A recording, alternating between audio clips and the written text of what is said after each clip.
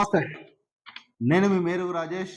తెలంగాణ రాష్ట్రంలో రైతు భరోసాని రేవంత్ సర్కారు ఇప్పుడే, అప్పుడే అన్నట్టు గొప్పలు చెప్తుంది. అటు రైతులేమో ఇయ్యాలొస్తదా, రేపొస్తదా అని చెప్పి వాళ్ళు ఎదురు చూస్తుర్రు.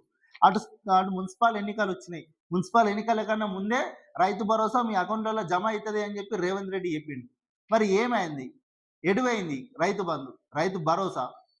ఆ! రైతులేమో పెట్టుబడికి సాయం వస్తది. మేము పెట్టుబడి పెట్టుకోవాలే అని వాళ్ళు ఎదురు చూస్తా ఉన్నారు. వాస్తవానికి చెప్పాలంటే ప్రతిపక్ష నాయకులు అన్నట్టుగానే రేవంత్ సర్కార్ వ్యవహరిస్తున్నట్టు కూడా కనబడుతుంది. కొంతమంది రైతులు పెట్టుబడికి డబ్బులు లేక ఈ రైతు భరోసా మీద డిపెండ్ అయ్యి ఉన్న రైతులు ప్రభుత్వం నుంచి చేయూత వస్తది గదా! ప్రభుత్వం కొంచెం మాకు ఆర్థిక సహాయం చేస్తది గదా! దానికి కొంచెం మేము డబ్బులు కలేసుకొని మేము పెట్టుబడి పెట్టుకుంటామని జెప్పి ఎదురు చూసే రైతులు తెలంగాణ రాష్ట్రంలో ఎంతో మందున్నారు. మరి రేవంత్ సర్కార్ ఏమో ఇయ్యాల రేపు అన్నట్టు ఊరించుకుంటా వాళ్ళను ఊహలకే పరిమితం చేస్తున్నట్టు కనబడుతుంది. కేవలం ఎన్నికలొత్తనే మరి వీళ్ళకు పథకాలనేటివి గుర్తుకొస్తున్నాయా?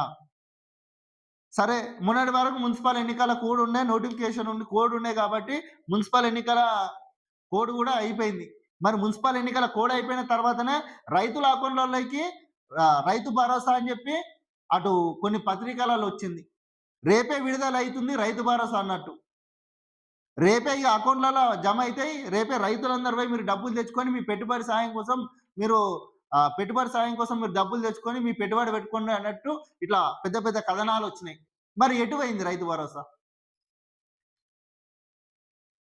రేవంత్ రెడ్డి గారు మీరు చెప్పినటువంటి హామీలు ఏవైతున్నాయో ముఖ్యంగా రైతులకు మేలు జరగడానికి మీ రైతు భరోసా అయినా, మీ రైతు బంధు అయినా మీరు తొందరగా మీరు రైతులకు మీరు ఎప్పుడైతే ఏ సీజన్‌లో వాళ్ళకు సంబంధించిన పెట్టుబడి సాయం అందించే విధంగా అప్పుడు అందిస్తే వాళ్ళకు మేలు జరుగుతది గానీ, మీరు వాళ్ళ పెట్టుబడి సీజన్ అయిపోయిన తర్వాత రైతు భరోసా ఇస్తా అంటే వాళ్ళకి ఏం ఉపయోగం?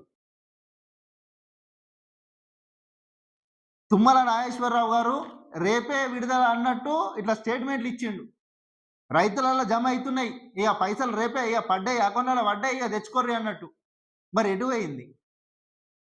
కాంగ్రెస్ ప్రభుత్వం మీద కాంగ్రెస్ ప్రభుత్వం మీద రైతులకు కొంచెం అనేది ప్రభుత్వం మీద నమ్మకం అనేది కోల్పోనీకి మీరే తెచ్చుకునే అవకాశం అయితే కనబడుతుంది. వాస్తవానికి చెప్పాలంటే ప్రతిపక్ష నాయకులు దాన్ని చులకన అలుసుగా తీసుకొని ఇగ ప్రభుత్వం పైన ఒత్తిడి కూడా తీసుకొస్తుర్రు. ఏ ఏ ప్రతిపక్ష నాయకులు స్టేట్మెంట్‌లకి చెప్తుర్రు. రేవంత్ సర్కార్ కమిషన్‌లకు పరిమితం అయితుంది. కాంట్రాక్టర్లకు పరిమితం అయితుందని. వాళ్ళు అన్నట్టుగానే మీరు చేస్తున్నట్టు కనబడుతుంది మరి. ప్రజలు కూడా అదే అనుకుంటున్నట్టుర్రు. బయట ప్రజలు అదే మాట్లాడుతుర్రు. మరి ఇగ రేవంత్ రెడ్డి వచ్చి రైతు భరోసా ఇస్తా అన్నాడు, ఇది చేస్తా అన్నాడు, అది చేస్తా అన్నాడు. మరి రైతులకు రైతు భరోసా ఇంతవరకు ఇత్తలేడు. ఎన్నికలు వచ్చినప్పుడే ఇస్తా అంటుండు. ఇగ ఇంక కొద్ది రోజులైతే మళ్ళా జడ్పీటీసీ, ఎంపీటీసీ ఎన్నికలు అంటారు. మరి అప్పుడే ఇగ ఈ ఈ మాటలు చెప్పుకుంటేనే మాటలకే పరిమితం అయితారా? మరి రైతులకు రైతు భరోసా ఈ 2, 3 రోజులలో ఇస్తారా? రేవంత్ రెడ్డి గారు ఇప్పటికైనా ఆలోచించుకోర్రి. మీ ప్రభుత్వం మీద వ్యతిరేకత అనేది స్టార్ట్ అయితుంది. కాబట్టి ఆలోచించుకొని రైతులకు మీరు ఎలాంటి సాయం అందించాలనుకుంటుర్రో వాళ్ళకు ముందుగానే మీరు ఆ సాయం చేయిర్రి. వాళ్ళకు మీరు ఆ సహాయం చేస్తే దానికి మీరిచ్చే డబ్బులు సరిపోకపోతే వాళ్ళు ఇంకా అప్పు తెచ్చుకోనో ఏదైనా చేసుకొని వాళ్ళు పెట్టుబడి పెట్టుకుంటారు గదా!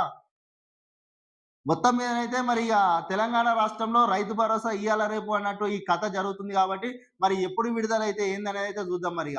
ఈ రైతు భరోసా మీద గట్టిగానే పోరాటం చేయనీకైతే ఆల్రెడీ సిద్ధమైతున్నారు.